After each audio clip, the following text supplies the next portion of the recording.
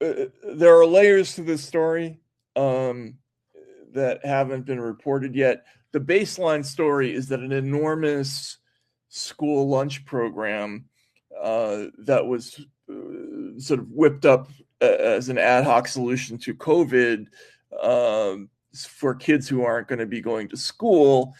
There were a series of restaurants and other outlets were subcontracted to deliver meals to people at enormous cost, right? And the numbers ended up just not adding up. And I think the number of indictments so far is 78, but there have already been quite a number of convictions. But there is a whole second level to this story where I think what we're going to find out in the end is that the people who are getting busted are lower level folks, and a lot of politicians who had exposure got a free ride. And while I was working on this story, it was the kind of story that was very difficult and to publish, and would have been easier if there were things that were on the record or in court, right? Let's put it that way.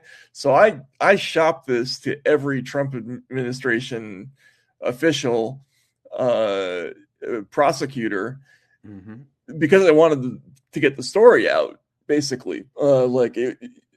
If they were going to maybe take the information and investigate things that I didn't have access to and indict, then that would have been a way for us to get around some logistical problems that we had. Let's put it that way. And they didn't bite. I was desperate. Actually, more than one of us were desperate for somebody to take an interest in this officially.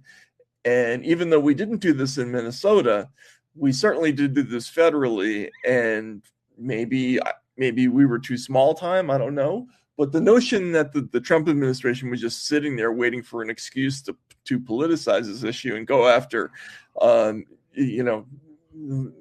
Somali community in Minnesota, is, I can tell you authoritatively, is erroneous. Not only that, they demonstrated a complete disinterest in going after politicians in Minnesota. So, including some that they do that are some of their,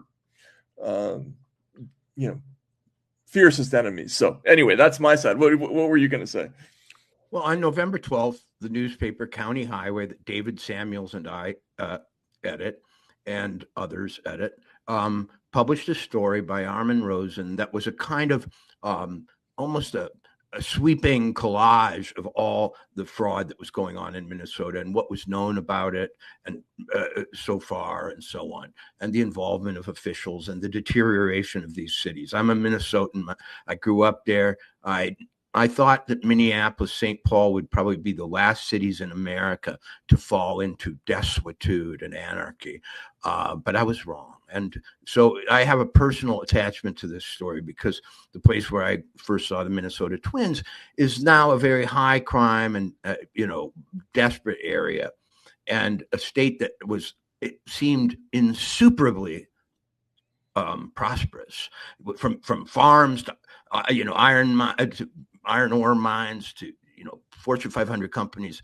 It is now really on the ropes in a lot of ways, and now also the center of this image of American state and federal government as fraudulent, which I never thought would happen either. But she is trying to sell us this idea that not just were the DOJ, as you just pointed out, overly aggressive, but that they're the narrators of this story. There were no narrators. Okay. There weren't, yeah. Everybody was trying to tell the damn story. Many people were telling a part of it. Many people were telling a big part of it going back to 2018. And yet no one was able to somehow fire the imagination of the people, put it into a coherent form. I think post-Doge, It was, government waste has been a little bit more of a vivid issue for Americans.